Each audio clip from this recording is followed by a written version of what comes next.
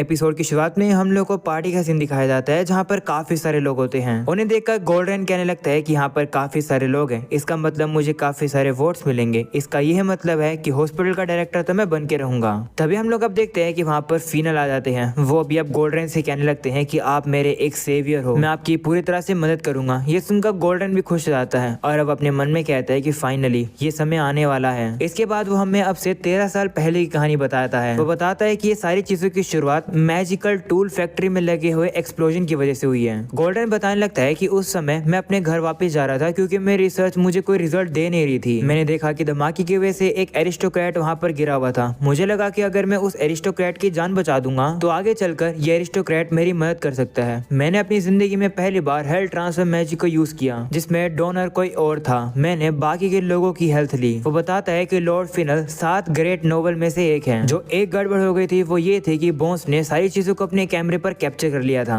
और अगर मैं उसे अपना पहला सेक्रेटरी नहीं बनाता तो वो सारी सच्चाई दुनिया के सामने बता देता। इसलिए मुझे उसे अपना सेक्रेटरी बनाना पड़ा। इसके बाद अब सीन वापस से प्रेजेंट का आता है जहाँ पर फिनल वहाँ से चला जाता है। तभी गोल्डन के पास अर्नाल्डो आ जाता है और कहता है कि आपने तो काफी इंप्रेसिव चीजें कर दी हैं। उसे देखकर गोल्डन कहता है कि क्या यहाँ पर तुम अगले डायरेक्टर बनने के लिए आए हो? जिस पर अब अर्नाल्डो कहता है कि नहीं, आप ही अच्छे डायरेक्टर बनोगे। ऐसा बोलने के बाद वो उसे ड्रिंक सर्व करता है। इसके बाद अब गोल्डन अब उसे कहता है कि तुम्हारा स्पेशल रिसर्च स्टूडेंट तुम्हारी रिकमेंडेशन पर आया था ना, मुझे वो स्टूडेंट इंटरेस्टिंग लगा था। मुझे लगा कि वो मेरे काम आएगा, पर उसने तो मेरा टाइम वेस्ट कर दिया। मैंने उसे अपनी एक डिनर पार्टी पर बुलाया था। उस टाइम उसने मेरी बात नहीं मानी और उसने एक डेमी ह्यूमन को हील किया। वो कितना बड़ा बेवकूफ है। मेरी टीम का कोई भी बंदा इस तरीके से बेकार के लोगों को हील नहीं करना चाहिए। उसे समझना चाहिए था कि हर लोगों की जानों की कीमत एक जैसी नहीं होती है। अगले सीन में हम लोग अब फिनल को देखते हैं जो कि सभी लोगों को बता रहे होते हैं कि प्रोफेसर गोल्डन से अभी मैं 13 साल पहले मिला था। वो लोगों को बताने वाले होते हैं कि आखिर गोल्डन ने मेरी मदद कैसे करी थी, पर तभी गोल्डन उसे रोक देता है। जो सुनकर फिनल भी अब सभी से कहता है कि देखा गोल्डन कितने ज्यादा अच्छे हैं, वो दूसरे लोगों को अपनी कहानी भी नहीं बताना चाह रहे हैं। ऐसे ही किसी पर्सन को अगला डायरेक्टर बनना चाहिए। इस बात पर सभी लोग अब एग्री करते हैं। दूसरी तरफ हम लोग को उबीन और जेनोस को दिखाया जाता है जिन लोग को अर्नाल्डो के डेस्क में से वही फोटो मिल जाती है जो कि बोन्स ने अब से 13 साल पहले क्लिक करी थी। उमीन कह रही होती है कि अर्नाल्डो ने कहा तो था कि वो कल बोन्स से मिला है। लगता है कि उसी टाइम उन्होंने ये फोटो ली होगी। फोटो में एक यंग लड़की को देखकर उमीन कहती है कि ये तो एफ्रेड है। इसके बाद उमीना वहाँ पर एक और लड़की को देख लेती है फोटो के अंदर। उसे देखकर वो हैरान हो जाती है और कहती है कि ये तो तभी सीन अब शिफ्ट होता है जहाँ पर अब गोल्डन को जैसे होश आता है वो देखता है कि वो तो बेहोश पड़ा था। वो खड़ा होता है और कहता है कि ये क्या था, जिस पर अर्नाल्डो कहता है कि मैंने तुम्हें पॉइजन पिलाया है, जो तुमने वाइन पी मैंने पॉइजन उसी के अंदर मिला दिया था।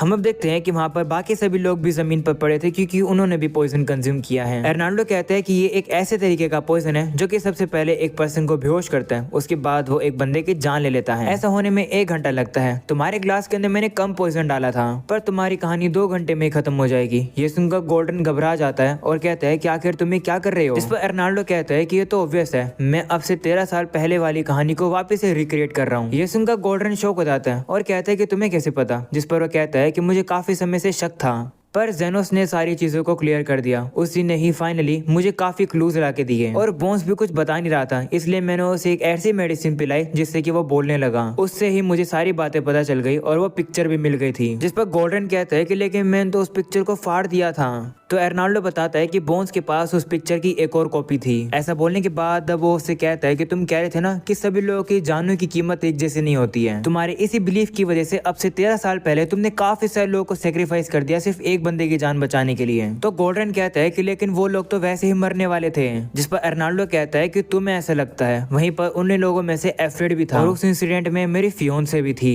मुझे लगता है कि तुम्हारे पास इतनी तो ताकत होगी कि तुम हेल्थ ट्रांसफर मैजिक को अभी यूज कर सको। पॉइजन के प्रोग्रेशन को रोकने के लिए काफी ज्यादा लाइफ फोर्स लगेगी। यहाँ पर ऑलरेडी काफी सारे लोग हैं जिनकी लाइफ को तुम यूज कर सकते हो, पर आखिरी समय पर तुम किसे सेक्रीफाइस करोगे और किसे बचाओगे? क्या तुम अपनी जान को बचाओगे या फिर तुम लॉर्ड फिनल को बचाओगे या फिर तुम अपनी टीम को बचाओगे जो कि तुम्हें सबसे ज्यादा वोट देंगे? समय आ चुका है चूज करने का कि कौन जिएगा और कौन मरेगा। अब से 13 साल पहले भी तुमने यही किया था ना। ये सुनकर गोल्डन कहता है कि जरूर इस चीज का कोई एंटीडोट भी होगा ही ना, जल्दी से वो मुझे दे दो। मैं प्रॉमिस करता हूँ कि तुम्हें इसके बाद ज्यादा पनिशमेंट नहीं मिलेगी। ये सुनकर अर्नाल्डो खुद अब उस वाइन को पी लेता है जिससे कि वो खुद पॉइजन हो जाता है। और अब वो गोल्डन से कहता है कि अब तेरे पास एक और ऑप्शन है, अगर तुझे लगता है कि मेरे पास एंटीडोट है तो मेरी जान बचा ले। ये सुनकर गोल्डन कहता है कि तुम बचोगे नहीं। जिस पर अब एर्नाल्डो कहता है कि मैं होता तुम्हारी जगह तो टाइम वेस्ट नहीं करता। जाने जा रही है। ये सुनने के बाद अब उसके पास और कोई चॉइस नहीं बचती है। वो अब सभी लोग के पास आ जाता है और सोचता है कि सबसे पहले मैं किसे बचाऊं, क्या मैं एर्नाल्डो को बचाऊं। वैसे इसकी कोई गारंटी नहीं है कि उसके पास एंटीडोट है या फिर नहीं। इसके बाद वो अपनी पावर का यूज करके सभी की लाइफ फोर्स को खींचने लगता है और अब वो अपने आप को ही बचा रहा होता है, जो देखकर एर्नाल्डो कहता है कि क्या तुम ये चूज करोगे, जिस पर वो कहता है हाँ, वैसे भी इन लोगों की ड्यूटी है मुझे सर्व करना। जो सुनकर एर्नाल्डो कहता है कि ये तो काफी शर्म की बात है, मैंने बताया था कि तुम्हारा पॉइजन सबसे कम है, इसका मतलब यहाँ पर सबसे ज्यादा लाइफ फोर्स तुम्हारा है। अगर तुम अपनी लाइफ फोर्स को यूज करते तो यहाँ पर ज्यादा से ज्यादा लोगों को तुम बचा पाते हैं, पर तुम काफी सेल्फिश हो। ये सुनकर अब गोल्डन कहता है कि इन सभी हीलर से मैं ज्यादा कीमती हूँ। तो एर्नाल्डो कहता है कि क्या तुम अभी भी कहना चाहते हो कि सभी लोगों की जानों की वैल्यू एक बराबर नहीं होती है, जिस पर वो कहता है हाँ, कॉइन्स के अंदर भी गोल्ड कॉइन होते हैं, सिल्वर कॉइन होते हैं और ब्रॉन्ज कॉइन होते हैं, लाइफ भी ऐसे ही होती है। आखिरकार सेंस क्या बनाती है अगर हम लोग वर्दी पर्सन को नहीं बचाते हैं तो। तभी एर्नाल्डो अब देखता है कि उसको तो अब खून की खांसी आने लगी है। इतने में वहाँ पर जेनोस, उमीन और क्रिसोन आ जाते हैं। उमीन अब एर्नाल्डो से कहती है कि हमें तुम्हारे रूम में वो पिक्चर मिली, उसमें तुम्हारी फियोंसे भी थी, हमें पता था कि तुम यहीं पर ही होगे। वहीं जेनोस अब यहाँ पर इतने सभी लोगों को देखकर अब एर्नाल्डो से कहता है कि तुमने इन सभी को पॉइजन कर दिया। उमीन भी अब एर्नाल्डो से कहती है कि आखिर तुमने ये क्यों किया, जिस पर एर्नाल्डो कहने लगता है कि सभी लोगों की जानों की कीमत एक जैसी होती है। क्या ऐसा है या फिर नहीं मुझे नहीं पता। अब से 13 साल पहले मैं और मेरी फियोंसे काफी ज्यादा एक नूब हीलर थे। मेरी फियोंसे हमेशा लोगों की जानें बचाना चाहती थी। जब मैंने सुना कि वो एक्सप्लोजन के बीच में आकर मर गई तब मुझे काफी ज्यादा शौक लगा, मैं काफी ज्यादा रोया। अगर ये बस एक रैंडम सा एक्सीडेंट होता तो मैं कुछ करता ही नहीं, पर एफ्रेड ने मुझे बताया कि जो वो हुआ वो एक्सीडेंट नहीं था, बल्कि उसमें गोल्डन इन्वॉल्व था। ये लास्ट चीज थी जो कि एफ्रेड ने मुझसे गायब होने से पहले कही थी और मुझे पता चल गया था कि मेरी फियोंसे का एक्सीडेंट नहीं हुआ बल्कि उसे मर्डर कर दिया गया है। ये जानकर मैं अपने गुस्से को कंट्रोल ही नहीं कर पाया। मेरे पास कोई एविडेंस नहीं थे और एफ्रेड भी गायब हो गया था, तो मैं सच्चाई पता नहीं लगा पा रहा था। जो सुनकर जेनोस कहता है कि तभी तुमने मुझे हायर किया सच्चाई पता लगाने के लिए, जिस पर एर्नाल्डो कहता है हाँ, मुझे लगा था कि तुम एफ्रेड को ढूंढ लोगे या फिर पार्टी में जाकर तुम कुछ इन्फॉर्मेशन पता लगा लोगे। ये सुनकर रूमीन अब एर्नाल्डो से कहती है कि आप जो कर रहे हो वो गलत है, जिस पर एर्नाल्डो कहता है कि नहीं, मुझे माफ करना।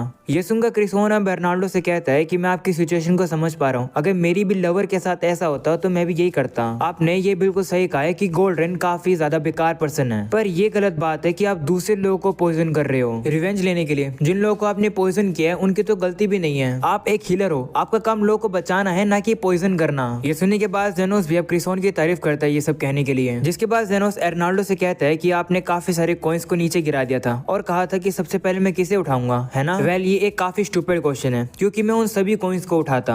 ये सुनने के बाद अब जेनोस सभी लोगों को हील करने के लिए जा रहा होता है, जो देखकर एर्नाल्डो कहता है कि क्या तुम सही में यहाँ पर सभी लोगों को बचाओगे, आखिर इन सब में तुम्हारा फायदा क्या है? जिस पर जेनोस कहता है कि हाँ, ये तो सच बात है कि तुमने जिस काम के लिए मुझे हायर किया था वो काम खत्म हो चुका है, और अगर ऐसा हुआ तो इतने सारे लोगों को मारने का इल्जाम तुम्हारे ऊपर आ जाएगा, जो देखकर उमीन काफी दुखी हो जाएगी। ये मैं नहीं देख सकता हूँ। ये सुनकर उमीन भी जेनोस से कहती है कि क्या तुम इन सभी लोगों को बचाओगे? तो जेनोस कहता है हाँ, तुमने मेरे लिए जाने वाली पार्टी रखी थी ना, आज तक किसी ने मेरे को इस तरीके से गुड बाय नहीं करा था।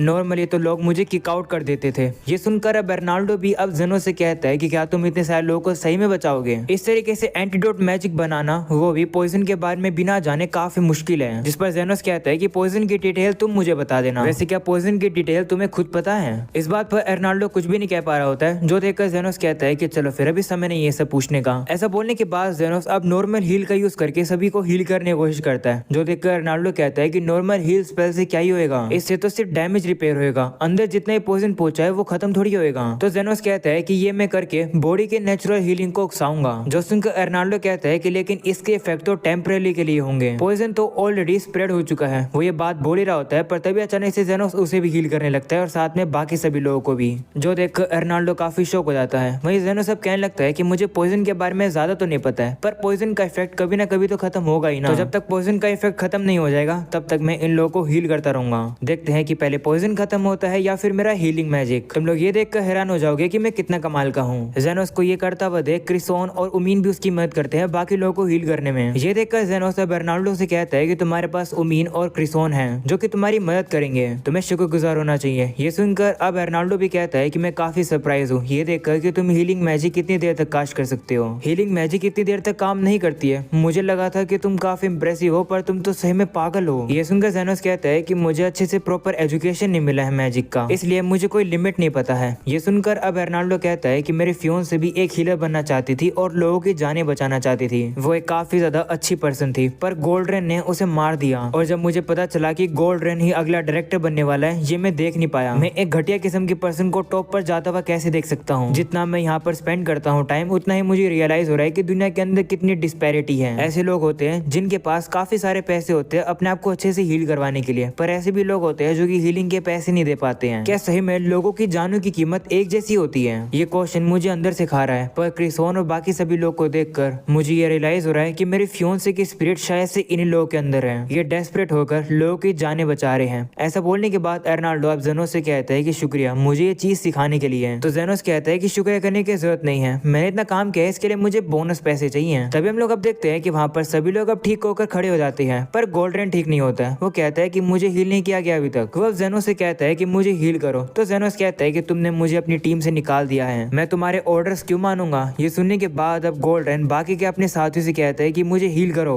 ये सुनकर बाकी लोग अब कहने लगते हैं कि हमें थोड़ा बहुत याद आ रहा है कि तुमने हमारी लाइफ फोर्स खींचने की कोशिश करी है, तुम अपने लिए हमें सेक्रीफाइस करना चाहते थे, हम तुम्हें कभी हील नहीं करेंगे। ये सुनकर जेनोस अब गोल्डरेन के पास आ जाता है और कहता है कि देखा, ये तुम्हारी मदद नहीं करेंगे, पर मैं तुम्हारी मदद कर सकता हूँ, बदले में मैं तुमसे इतने ज्यादा पैसे लूंगा। इतने सारे पैसे देखकर गोल्डरेन कहता है कि मैं तुम्हें इतने पैसे नहीं दूंगा। तो जेनोस कहते हैं ठीक है, मैं जा रहा हूँ। ये सुनकर गोल्डरेन डर जाता है और कहते हैं ठीक है, मैं तुम्हें पैसे दे दूंगा, प्लीज मुझे हील करो। तभी अब वहाँ पर फीनल भी आ चुका है, उसे भी अब सारी सच्चाई पता चल जाती है। वो अब गोल्डरेन से कहता है कि हम लोग बाद में चीजों को डिस्कस करेंगे। ये सुनकर गोल्डरेन अब काफी दुखी हो जाता है, उसे अब समझ आता है कि उसका खेल अब यहीं पर खत्म है। अगले सीन में हम लोग अब देखते हैं सारी चीजें सोल्व हो जाती है, जहाँ पर अब एर्नाल्डो बताता है कि मेरे ऊपर काफी इंटेरोगेशन करी गई, मैं काफी लकी हूँ कि मुझे परमिशन मिल गई है तुम दोनों से मिलने के लिए। वहीं जेनोस कहता है कि रॉयल गार्ड में मैं किसी को जानता हूँ, वो तुम्हारी मदद कर सकती है। वो यहाँ पर कृष्णा की बात कर रहा होता है और अब कृष्णा भी यहाँ पर आ जाती है। कृष्णा अब जेनोस से कहती है कि तुम यहाँ पर सिर्फ बहाने का यूज करके मुझसे मिलना चाहते थे ना। तो जेनोस कहते हैं कि शायद तुम्हें गलत फहमी हुई है, मैं तुम्हें देखने के लिए थोड़ी आया यहाँ पर। ये सुनकर कृष्णा दुखी हो जाती है। वहीं जेनोस कहता है कि वैसे शुक्रिया सारी अरेंजमेंट करने के लिए। जो सुनकर अब वो थोड़ी खुश हो जाती है और कहती है कोई बात नहीं, तुमने मेरी मदद करी थी तो मैं तुम्हारी मदद कर रही हूँ। इसके बाद अब वो लोग अब एर्नाल्डो से क्वेश्चन पूछना शुरू करते हैं। सबसे पहले उमीन अबू से पूछती है कि आपने एक्चुअली में सभी को पॉइजन नहीं किया था, है ना। जिस पर वो कहता है हाँ, एक तरीके से मैंने पॉइजन यूज नहीं किया था, मैं बस पॉइजन का यूज करना चाहता था, वही सेम चीज रिपीट करने के लिए जो कि अब से 13 साल पहले हुई थी, जिससे कि प्रेशर में आकर गोल्डन अपने क्राइम्स को कन्फेस कर दे। ये मेरा प्लान था, पर मैंने पॉइजन नहीं बनाया था, मैंने बस एक ऐसी दवाई बनाई थी जिससे टेम्परेरी के लिए बॉडी पैरालाइज हो जाती है। मेरा इरादा बस झूठ बोल के गोल्डन को मनवाना था कि उसको मैंने पॉइजन पिला दिया है। पहले मुझे लगा कि मैंने दवाई की जगह पॉइजन डाल दिया, पर मुझे बाद में समझ आया कि किसी और ने वाइन को पॉइजन से बदल दिया। ये सुनकर जेनोस कहता है कि क्या सबके पीछे एफ्रेड का हाथ है। तो एर्नाल्डो कहता है हाँ, ऐसा हो सकता है कि उस पार्टी की रात में एफ्रेड था और वो बेहोश लोगों में ही बेहोश होने का नाटक कर रहा होगा, जिससे कि वो सारी चीजों को देख सके। ये सुनकर उमीन कहते हैं कि इसका मतलब आप गिल्टी नहीं हो, इसका मतलब एफ्रेड गिल्टी है। तो एर्नाल्डो कहता है कि नहीं, गलती मेरी भी है, मैंने रियलाइज कर लिया था कि उस वाइन के अंदर पॉइजन है, पर फिर भी मैंने अपने प्लान को अंजाम दिया। उस टाइम पर मुझे फर्क नहीं पड़ रहा था चाहे कोई भी मरे।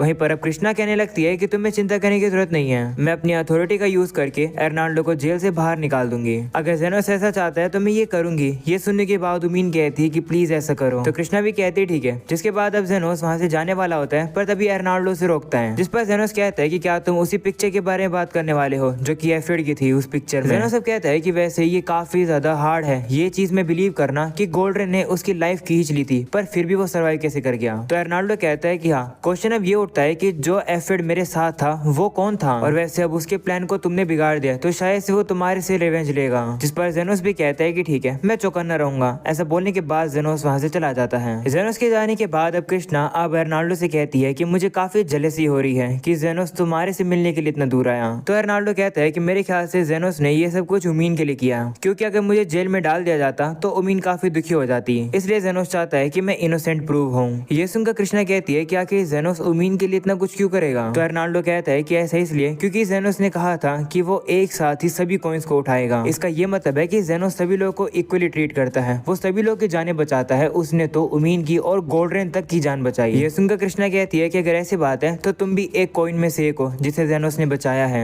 जिस पर अब एर्नाल्डो भी कहता है कि हाँ, जेनोस सही में काफी ज्यादा कमाल का बंदा है। अगले सीन में हम लोग को अब गाइड को दिखाया जाता है। वो कह रहा होता है कि मैं फेल हो गया दोबारा से, वो भी जेनोस की वजह से। अगर जेनोस मेरे रास्ते के बीच में नहीं आता तो मुझे काफी और इन्फॉर्मेशन मिल जाती है। ऐसा बोलने के बाद गाइड अब अपना चेहरा दिखाता है और हम लोग लोग को पता चलता है कि वो गाइड और कोई नहीं बल्कि एफ्रेड है। वो गाइड अब कहने लगता है कि मैं इस एफ्रेड की बॉडी में हूँ और ये बॉडी इतनी भी बेकार नहीं है। हम लोग को अब पता चल जाता है कि गाइड ने एफ्रेड की बॉडी के ऊपर कब्जा कर रखा है। अगले सीन में हम लोग अब देखते हैं कि जेनोस के अब जाने का समय हो जाता है। वहीं उमीन अब जेनोस से कहती है कि तुमने सभी की जान बचाई पर किसी को भी पता नहीं है। तो जेनोस कहते हैं कोई बात नहीं, मुझे जो रिवॉर्ड चाहिए था वो मुझे मिल गया, जो कि मेरे पैसे हैं। वहीं पर अब लिली अब जेनोस से कहती है कि चलो चलते हैं, सभी लोग वेट कर रहे हैं। तो जेनोस भी कहते हैं ठीक है, जिसके बाद वो घोड़ा गाड़ी में बैठकर चला जाता है और कहता है गुड बाय रॉयल हॉस्पिटल। इसके बाद अब जेनोस अपने क्लिनिक पर पहुंच जाता है जहां पर सभी लोग उसका स्वागत करते हैं। दूसरी तरफ हम लोग को गोल्डन को दिखाया जाता है जिसे जेल में फेंक दिया गया है। अगले सीन में हम लोग अब एक बीस्ट गर्ल को देखते हैं जो कि जेनोस के क्लिनिक पर आ जाती है